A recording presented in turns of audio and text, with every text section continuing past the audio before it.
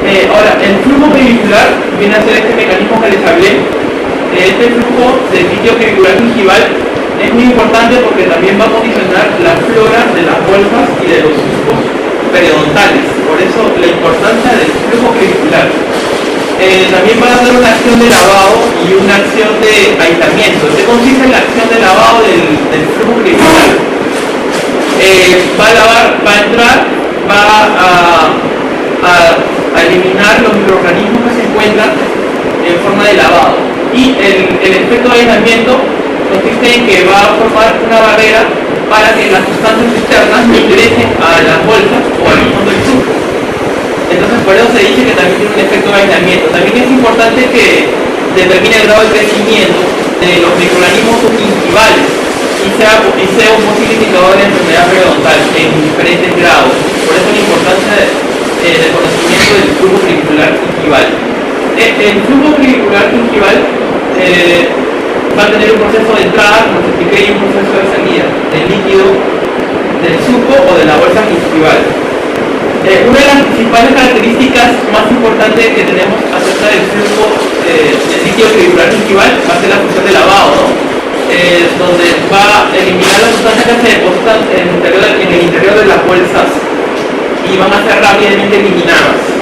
Esto lo podemos saber mediante unas técnicas que se emplean en pacientes con enfermedad periodontal. Luego, una de las características más importantes que tenemos asociada al flujo del líquido perivincular gingival es el efecto de aislamiento. Son dos características muy importantes. La primera, que es el lavado, la función de lavado, y la segunda, el efecto de aislamiento, ¿no? El efecto de aislamiento consiste en que las sustancias externas no lleguen a entrar al fondo del surco o sino a las bolsas periodontales o con poca facilidad, ¿no? Estos ejemplos nos llevan a una conclusión en que el líquido perivincular gingival está relativamente aislado de la saliva. O sea, también va a evitar que el efecto del retrógrado de la saliva haga efecto dentro de la bolsa gingival. Va a aislar la saliva de la bolsa gingival. También podemos saber que el flujo de líquido perivincular gingival va a ser un flujo de toda la saliva, como les expliqué, y que generalmente no entra a la bolsa periodontal.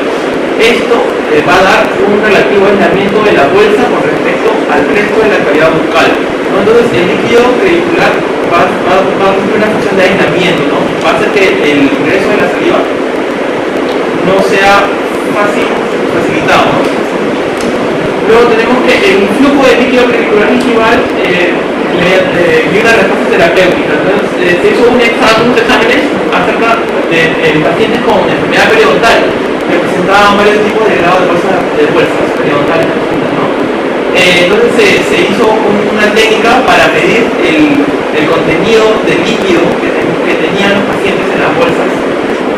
Entonces se utilizó 17 individuos, se determinó el efecto de raspado y aislamiento radicular combinados, y también se hizo la introducción de un sistema de administración local utilizando una técnica de tetraciklina, ¿no?, para tratarlos.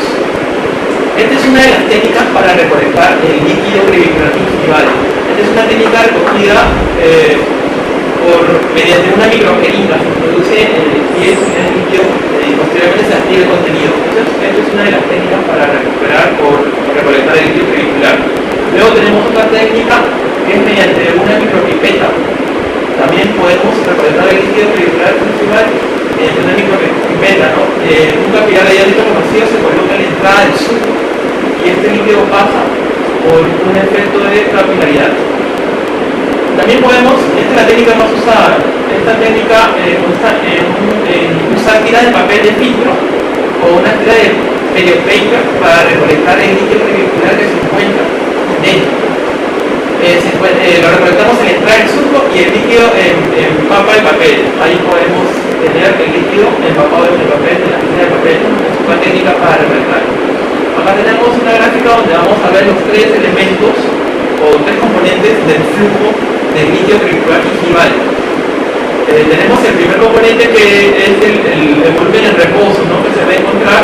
Este es un líquido que se encuentra en reposo, y luego vamos a encontrar el flujo de la entrada y también el flujo de salida. como sabemos, el volumen de reposo es constante, entonces el periodo de medición y las pérdidas de absorción o evaporación son mínimas, y por eso vamos a utilizar más el componente en reposo para la recolección del líquido crepuscular gingival. También lo podemos recolectar con los otros dos componentes, ¿no? Mediante el flujo de entrada y el flujo de salida. Los métodos de medición del líquido crepuscular gingival, uno de los más utilizados es con las tiras de papel. Mediante una tira de papel de filtro graduado se coloca en la apertura del surco gingival o de la bolsa periodontal y se deja durante un periodo de 30 segundos para que el líquido se acumule, se empate en la tira de papel, paper. Acá vamos a recolectar este líquido crepuscular gingival, que es muy importante para determinar enfermedades periodontales o grados de enfermedades periodontales.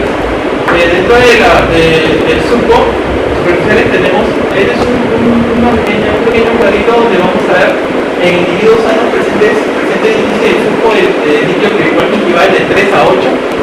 El recorrido es de 3 a 8 por unidades de litro por hora. Entonces las bolsas con enfermedad periodontal intermedia presentan flujos de 20, es más rápido el flujo del líquido crepuscular gingival en bolsas intermedias, y en bolsas de enfermedad periodontal avanzada vamos a alcanzar un flujo más rápido de 137. Entonces vamos a hacer la escala. Por eso es importante saber cómo es el flujo del líquido crepuscular gingival, que nos puede dar un grado de enfermedad periodontal. Entonces, si examinamos los datos, vamos a tener que el líquido crepuscular gingival nos va a ayudar para determinar los grados de la enfermedad periodontal. Por eso es la importancia de este líquido, que a veces la tenemos que recordar. Este pequeño recordatorio crepuscular.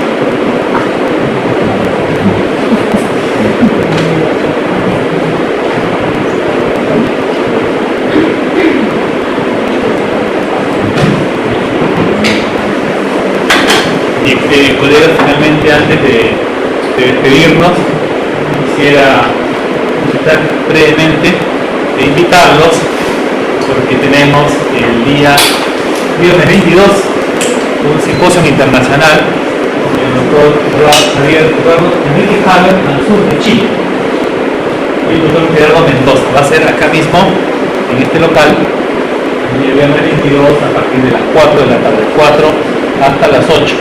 Va a ser un poco más temprano porque diría que voy a partido de fútbol. Entonces, de repente acá lo podemos ver en pantalla gigante. Bien, voy a hacer entrega a los presentes.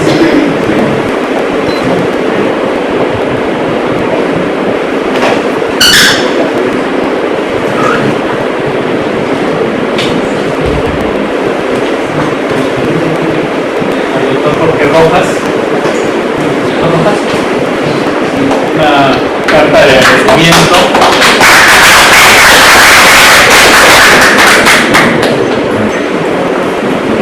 Una carta de agradecimiento certificada. Gracias. Doctor de Ceballos.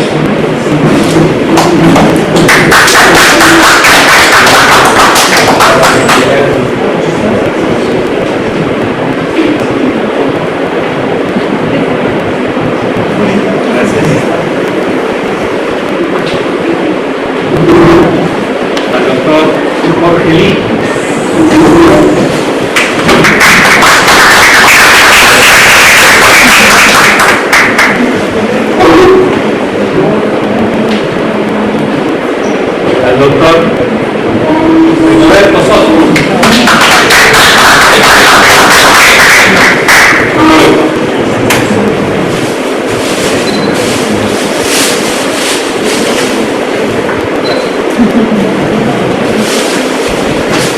y al doctor Cristian Erazo.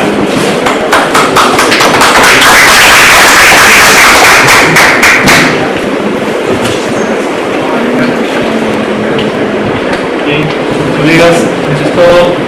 Nos vemos para el próximo 22. Muchas gracias.